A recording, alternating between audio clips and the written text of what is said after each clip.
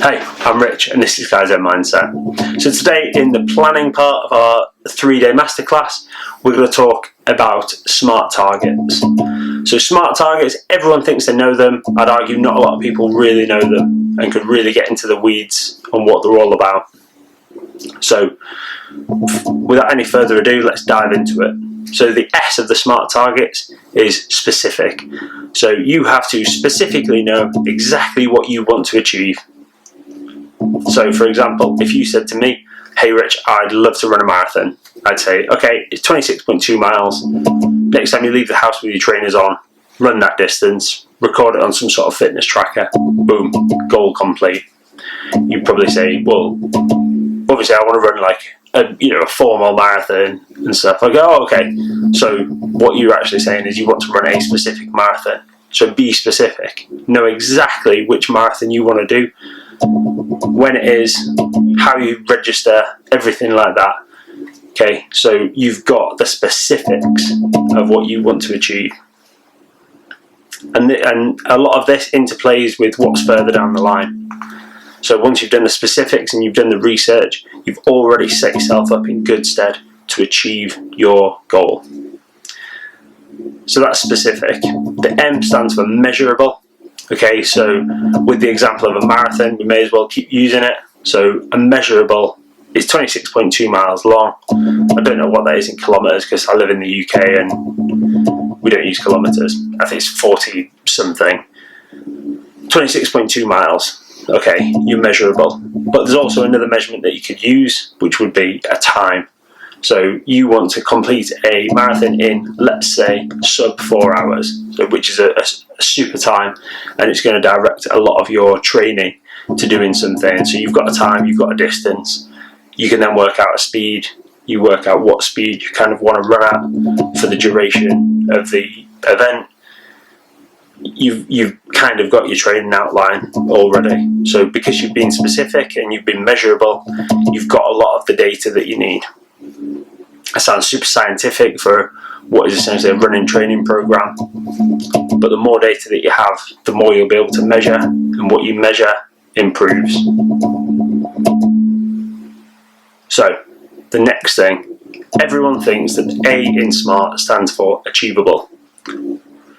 SMART was created as a business tool. It was created for key senior leadership in a company. So the A was actually originally assignable. So they wanted to know who was going to get which particular job that came out of the planning meeting. Now what I take A to be is actionable. So what actions can you create, what habits can you create in your daily life that is going to make your outcome, your desired outcome, the thing that you're planning for, the most likely outcome that's going to happen. So whether that is, upping your running intake, tweaking your nutrition, speaking to a trainer, a coach, anything like that.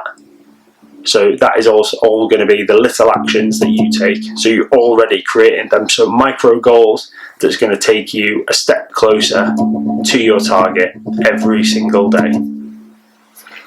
So when you think A in SMART, don't think achievable, because we'll come on to that next. Okay, think actionable. What actions can I take?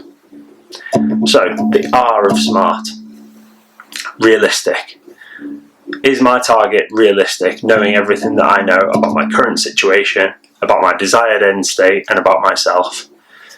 If it's not realistic, it's still a great goal to have. Definitely stick it in as a long-term goal or a stretch goal.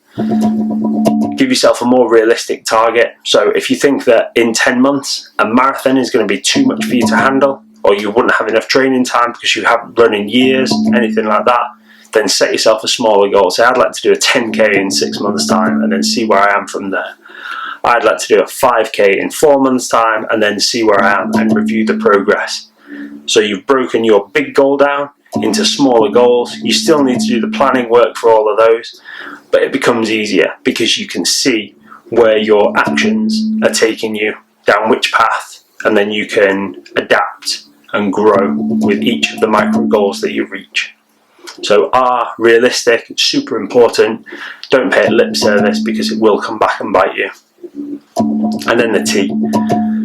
Now the T is time bound, but that doesn't mean the same as, oh, I want to do it in sub 4 hours, or I'd like to do it in 4.5 hours. Time bound means there's a definite backstop to when you can attempt this goal, or you can go for this goal, or you want to have this goal achieved by. Now, we mentioned that in the marathon there was a specific back date that you had to apply by, which again off the top of my head was the marathon was on the 18th of October. Now, the marathon's on the 18th of October 2021. You can't turn up on Monday, the October the 19th, 2021 and expect the marathon to still be there. It's on that day regardless of whether you're busy that day or not. So time bound is about setting yourself the time aside to actually achieve your goal, whether that's blocking the day off from work or calls, or setting yourself a definite backstop for when you're going to review your performance and decide whether it's been mission success or mission failure. So, specific, measurable, actionable, realistic, and time bound. Start setting yourself smart targets and have big goals. Your smart targets aren't necessarily your values or your reason why you're doing things, but they should be closely aligned. Your big target will set you up on a trajectory to slowly improve every single aspect of your life. Now, the thing to remember is that you can have multiple big goals going on at any time.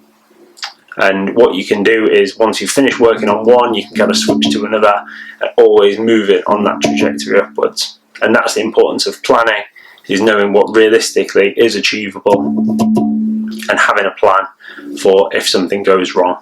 If you're 4 months into your planning, into executing your plan, and you break your ankle, then you need to look at it and say, hey, can I still achieve this marathon? Speak to all the experts and say, is this something that is achievable?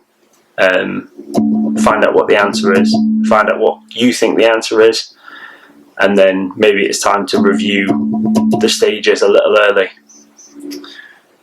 Okay, that's it from me for today, guys. I've talked long enough. Let us know what your big goal is in the comments below. If you've got any questions about planning or preparation, which is what we're going to be talking about tomorrow on the 3-day masterclass, then please get in touch with us and let us know what you thought of this training in the comments below. Stay stoic.